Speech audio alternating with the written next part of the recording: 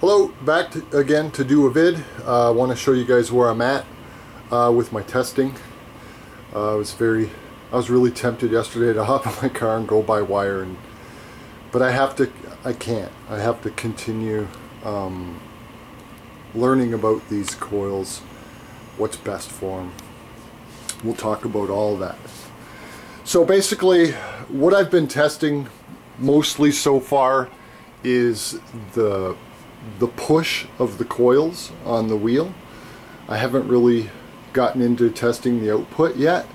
That's going to be next. I want to start dipping into that a bit, so we'll be doing that, but I want to show you where I'm at.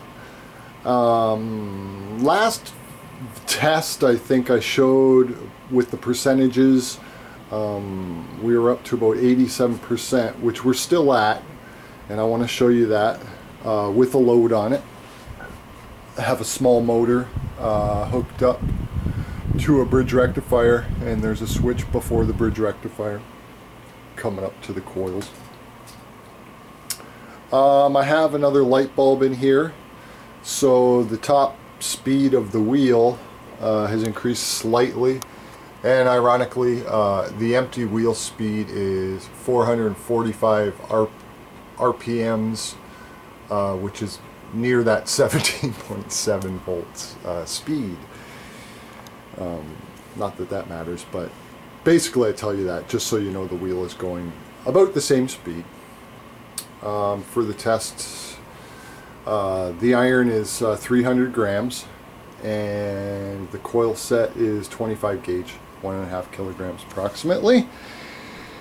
So with the output testing, I have my small wheel out. I've had that out for a while and actually had magnets on it twice and pulled them off, and haven't done any testing on it yet, but I'm going to, starting today or tomorrow. I'm going to be doing testing on here as well. I'll be doing both for the output, but I like this one. It's going to be a much less input from the motor. I'm going to be using this motor right here on that wheel to spin it, but I just wanted to show it as a load here. My buddy Billy, hi Billy, Mr. Too Tough 2, if you haven't gone to his channel and seen his work on this stuff, please do. He's got a great setup going, and he's exploring this as well, which is great, and others too. There's lots of others out there I've been mentioning. So testing yesterday, I tested all day. I was at this for like 14 hours. I went through 150 zip ties, 3 packs. No kidding. And just in changing the coils, you know, there's 4 there. I redid some cores, but honestly I was hard at it.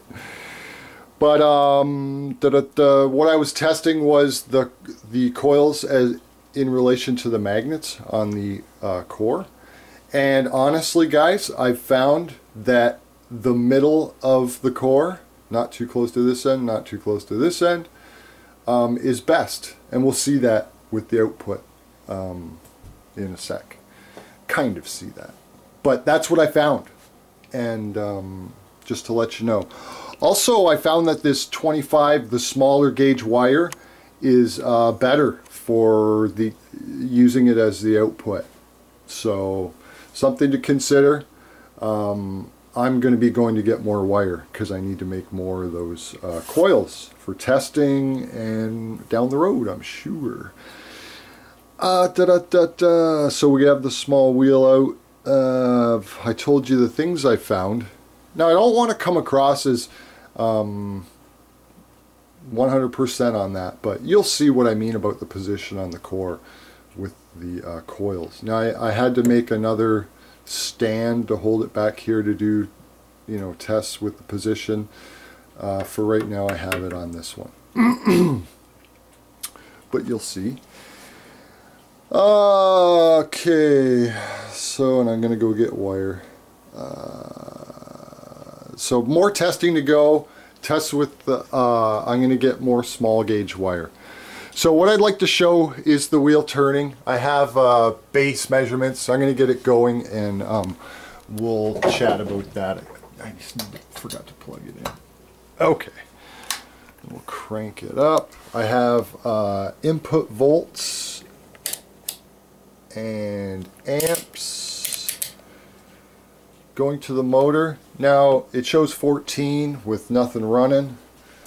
And also I have output measurements. So these are amps and this will be volts.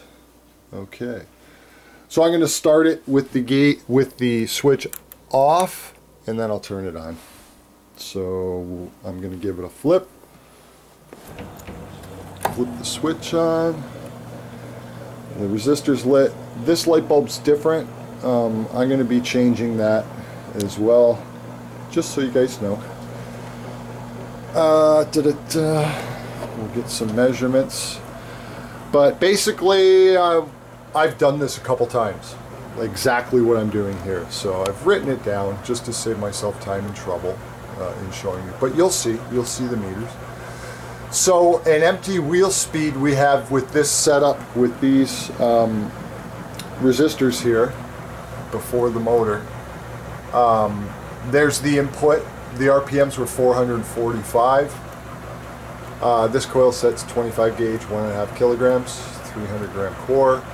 And this is when it's engaged, when the switch is closed, which it isn't right now. You have an input there, and the RPMs climb to 385 compared to the 445, and it works out to 87%. I mentioned to my friend this morning 93% in an email. Sorry about that, I was wrong. But anyways, just so that's clear. So we're letting it speed up. Our input amps have dropped. Voltages come up just a touch, which is normal with the speed of the wheel, I think. I have reflective tape on the wheel. A couple people asked, just so you know. And this is close to the speed it's going to settle down at. I've done it a couple times. 357, 358 looks like.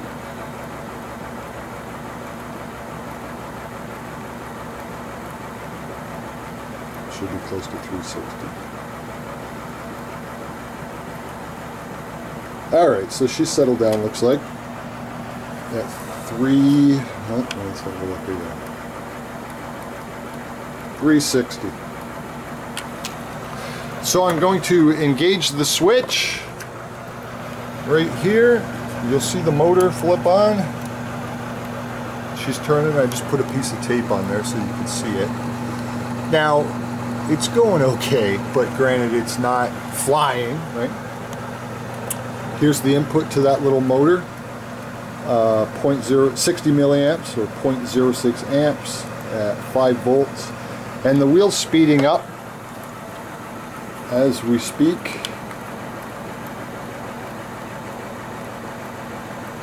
So we're at 380 now, RPMs, 81.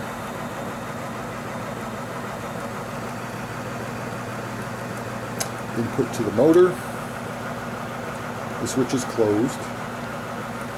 So what we've been aiming for is this top end speed, right? 445 RPMs is our new number that we're shooting for with regard to efficiency, just with when considering speed, right? So now we're at 385, somewhere near there it should be. Whoop. Yeah, there we go. I just did this 2 times in a row, so this should be right about where she's going to settle. Here's our input to the motor, which I've written down, and it's the same as last time. But that works out to 87% efficient, just talking about push alone. We're using the motor. Now I also want to show I have these little clamps here because that's not all going through that motor, right? Everything those coils have. So what I'm going to do is put some resistance on that shaft. Now I've stopped the shaft of that motor. It's still pulsing.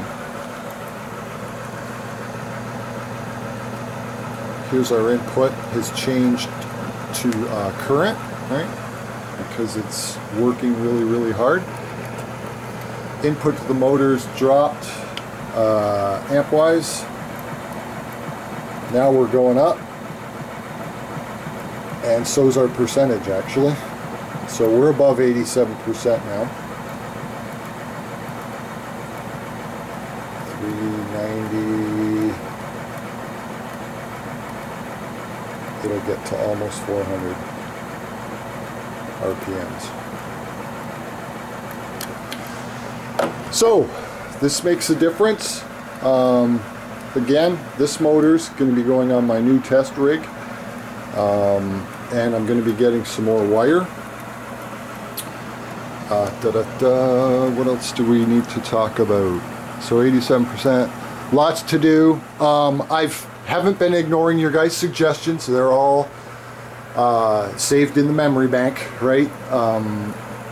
My buddy Mike mentioned wiring 2 of these sets in series, parallel, testing that. That's something I'm real interested in trying. My other buddy, Mr. Wagner, it'll be easier to flip this thing on a different axis, so that I really want to try too. Lots of other suggestions you guys have given. They're all on my list in my brain to do. I just want to let you guys know that. Wheel orientation, tons to do, right? So finally, well, lastly, I mean, just to sum up what we've got here. The wheel's going 399 RPMs, right? I didn't calculate that as a percentage. I'll do it and put it in the info box. And let's see. Yeah, we're shorted through the motor. Here's our amps. Here's our volts now across the motor. And the wheel has sped up. So we're using that electricity. And the wheel has sped considerably close to its empty wheel speed, right? So we're getting closer, better. Things that we found out, improvements, more to go. I also want to say that, my opinion, I don't think that this effect, as we're seeing it now, even if I get closer to that 100%, right?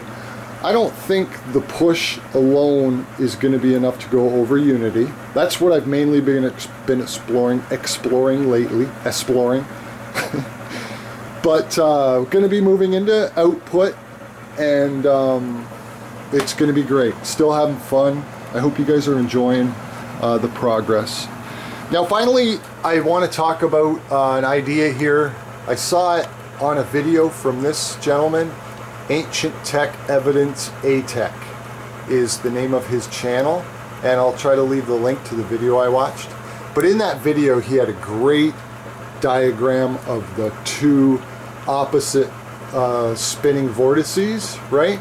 We've maybe all seen this picture of the 2 different vortices coming together, clockwise, counterclockwise, and you know, it comes down, then it turns and goes back on itself, right? Well, also at the bottom of these vortices, they come out connect, and that's what this video, this gentleman beautifully touched on. He didn't have this line here, right here, so I'll block that for a second. And now I'm going to take it off because I want to show that this is exactly what we're doing here with our coils, right? These are oppositely wound. If you picture them, up on each other like that, this is what it's going to look like, right? And then we're tapping this collision point, is what the gentleman calls it, which I love, that, you know, because that's what's going on there. It's a collision point. Excuse me. And this collision point, and we've connected them, and we've gotten a great effect, right? Which we're exploring right now. But I want to mention that, okay, this picture right here can also be summed up in a picture like this. We've all maybe heard of the as above, so below. But the two triangles pointing at each other on an electromagnetic symbolistic scale or sense of meaning is this. And this is what it means. And you have these two vortices coming together, right? Well, they come together at the null point. Where's my pointer? My arm's getting tired. So they come together at this null point, right, of the magnet. North, south. That's what this is. It's describing magnetism. Now these vortices come out this way, just like this picture, right? They come out. It's actually like in all directions it comes out. So it would be almost like a toroid on top of a toroid is what I imagine. So so a magnet is the same way, right? You have your north vortice, your south vortice, but we also have this null point in the middle, which gets ignored, I think, a lot by all of us, you know. We don't think of it. But if you touch a piece of metal to that center null point of the magnet, it won't stick. It's not attracted to that point. Now we have the core of the PMH, our core of our setup here, and when a magnet passes by this core in between those prongs, just like we're doing, this core becomes a magnet. And when it becomes a magnet, it has a null point as well, and that null point is right here in the bend of the U. And this is what my other video was talking about, connecting the null points. Connecting, what I think Ed did was connect the centers of the magnets on the wheel to the center null point of this essential magnet, the core, right? Here's a very simplified diagram of it. We have the core on this side, right, with the bucking coils on it, and the magnet on the wheel, right? And we need to connect the center of the magnet with iron to the center of this magnet, or the core, right? Now, just a reaffirming thought with why I think this, and that's going to give a homopolar effect to this as well, which may put it over unity just with push. We'll see, because I'm going to try it in videos to come. But this is just like our coils, right? Now we have the north and south, just like the magnet, but it applies to windings as well. They can become electromagnets. So we have a north and a south, right? And we've connected the two null points, and we've done that, and we've gotten a good effect, right? But I think we need to do the same with the magnet. We've done it electrically, but I think we need to also do it with magnetism. So we're connecting the north with the south. We've already done that with the core, right? The core connects the south with the north, right? And it becomes a magnet itself. But we haven't made that third connection with regard to magnetism, null point to null point, with the previous video. If you haven't seen I think a video ago, I talked about Ed's wheel, secrets to Ed's wheel, or titled something like that.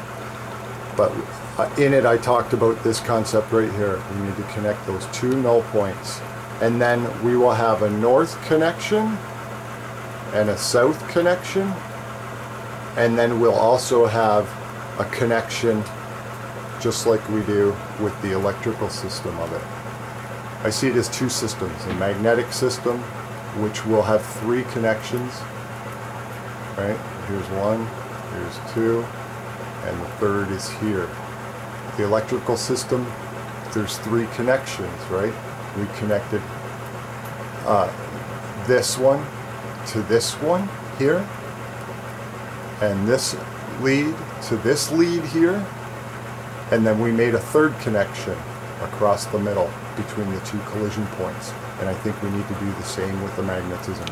and I think the push will improve more and more. Now, Ed also made suggestions about how to improve the efficiency. I need to suggest or mention this. He said to wrap the coils with iron around as well, and that improves the efficiency of this electrical system. And that addresses the A field, just by the way.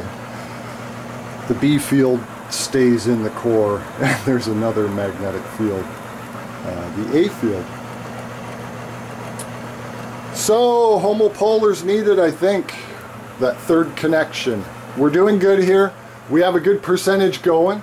385 is 87%. We just had it up to 399, so I'm going to punch that in. I'll put it in the info box. But I wanted to share all this with you, where I'm going. I'm going to be testing output. I'm going to continue testing these things as I go. I'm going to try and make that third connection. That'll be a project here on this wheel, and we'll see where it all goes. Thanks to everyone for watching. I would especially like to hear input on these, you know, this theater of thoughts here, you know, because this is all coming together now, guys. And other people are working on other things that have to do with, like, say, geology or other sciences. I'm a biology guy. I'm trained classically in biology. And, you know, this makes me think of DNA. DNA is double helix, right? And not only that, but if you study DNA, you find that one backbone of the DNA is connected to the other backbone, and it looks like a ladder, right? That's spun up. Well, those backbones, they describe as being either parallel or anti-parallel, meaning they have ends on them, distinct ends, right? Well, on one side of the DNA is pointing in one direction, and the other one is pointing in the other direction, right? And it's a double helix. There's so much that this we need to know, this right here. And that's why I wanted to tell you this guy's video, because he seems to know a lot about it as well. And more of us, and Mr. Too Tough, and everybody seems to be waking up to this, this knowledge. And I believe it is ancient, sir.